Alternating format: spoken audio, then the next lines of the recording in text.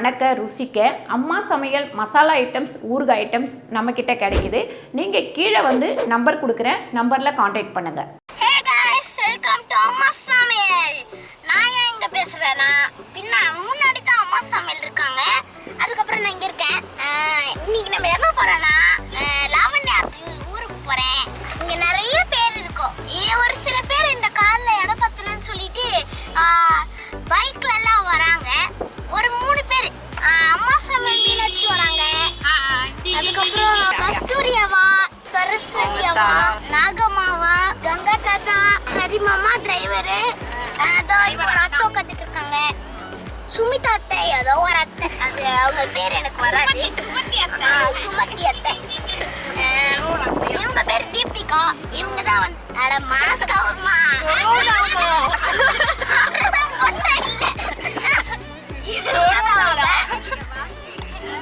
இவங்க வந்து இவன் பேர் என்னது? ஹேம்ராஜ். சித்தி கேமராமேன். ஸோ அவங்களை காமிக்க முடியாது. இன்னைக்கு வந்து இன்ட்ரோ கொடுத்தது பாப்பா தான். எல்லாமே உங்ககிட்ட சொல்லிட்டாங்க. அப்படின்னு சொல்லிட்டாங்க. அப்புறம் பின்னாடி யார் வந்துட்டு இருக்கான்னு காட்டுங்க. அருண் சித்தப்பா, அதுக்கப்புறம் ஜெகன் மாமா வராங்க. அதுக்கப்புறம் பார்த்தீங்கன்னா நம்ம வந்து அங்கே போயிட்டு என்னெல்லாம் பண்ணுறோம் அப்படின்னு சொல்லிட்டு எல்லாமே கவர் பண்ணி உங்களுக்கு காமிக்கிறேன்.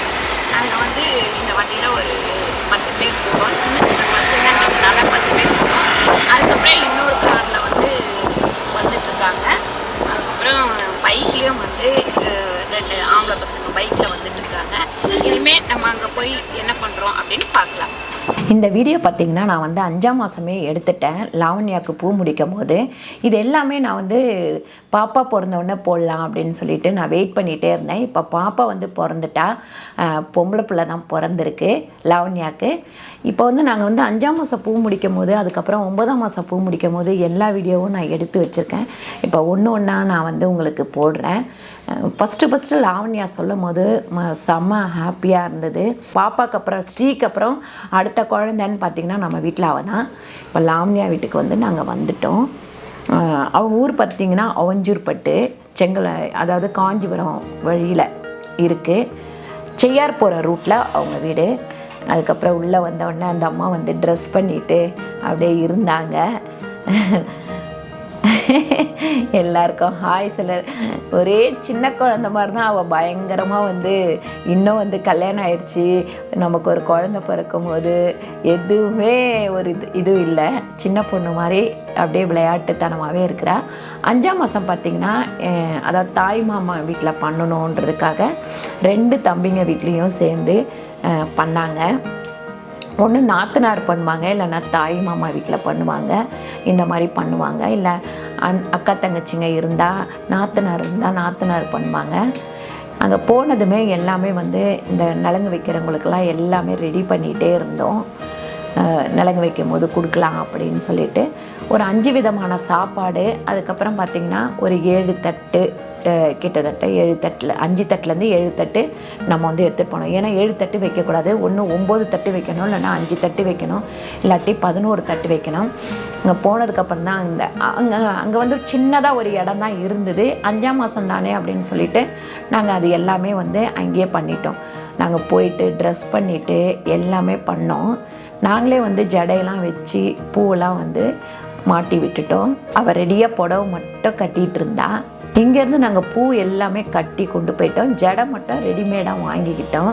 அதுக்கப்புறம் ஜெயந்தி வந்து முன்னாடி மேக்கப்லாம் போட்டுக்கிட்டு அந்த மாதிரி எல்லாம் பண்ணிகிட்டு இருந்தாப்புல. பாப்பா பக்கத்துலேயே நின்று வேடிக்கை பார்த்துக்கிட்டே இருந்தது. அத்தை இது நல்லா இருக்குது, அது நல்லா இருக்குது, இது நல்லா இல்லை அப்படின்னு சொல்லிட்டு கமெண்ட் வேறு பண்ணிக்கிட்டே இருந்தா.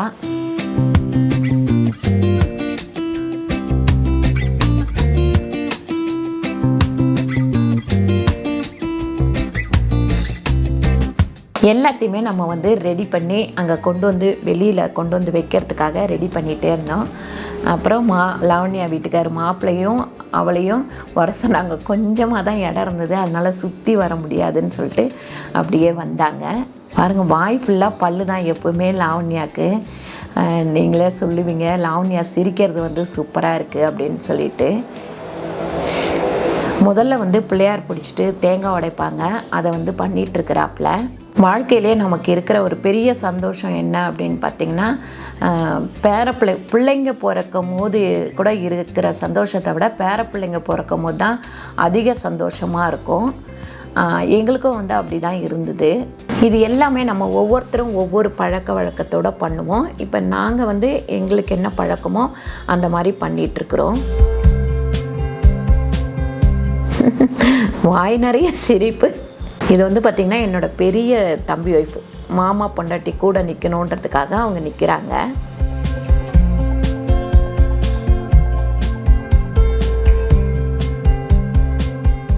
இது பக்கத்தில் இருக்கிறது வந்து பிரகாஷுக்கு வந்து அது மச்சான் முறை வேணும், லாவண்யாவோட வீட்டுக்காரு.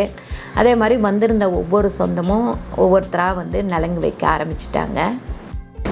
அதுக்கப்புறம் கையில் வந்து வலையெல்லாம் போட்டு நலங்கெல்லாம் வச்சு ஒவ்வொன்றா பண்ணிகிட்டே இருந்தாங்க. அதுக்கப்புறம் பார்த்திங்கன்னா நான் வந்து லாவண்யாவுக்கு நிறைய வந்து சொல்லி கொடுத்துட்டே இருந்தேன். 5ஆம் மாதத்துலேருந்து இந்த மாதிரி பண்ணு, ஒரு சில ஐட்டம்ஸ் வந்து சாப்பிட்லாம், ஒரு சில ஐட்டம்ஸ் வந்து சாப்பிடக்கூடாது அப்படின்னு. அதுக்கப்புறம் நம்ம 5 விதமான சாப்பாடு செஞ்சு கொண்டு போனோம் இல்லைங்களா, அதில் ஒரு ஸ்பூன் வந்து ஊட்டி விட்டாங்க. எல்லாரும் கொஞ்சம் கொஞ்சம் ஊட்டி விட்டோன்னா வயிறே ரொம்பிடுச்சு அப்படின்னு சொல்லிட்டு இது பண்ணிகிட்டு இருந்தாப்புல. பாருங்கள், அது கண் ஒரு இடத்துல நிற்கிதான்னு நீங்களே பாருங்கள். அப்படியே அலப்பாஞ்சிக்கிட்டே இருக்கும் அவள் கண். கல்யாணத்துலேயும் அவள் அப்படி தான், அதுக்கப்புறம் இதுலேயும் அப்படி தான், எல்லா டைமும் அப்படி தான்.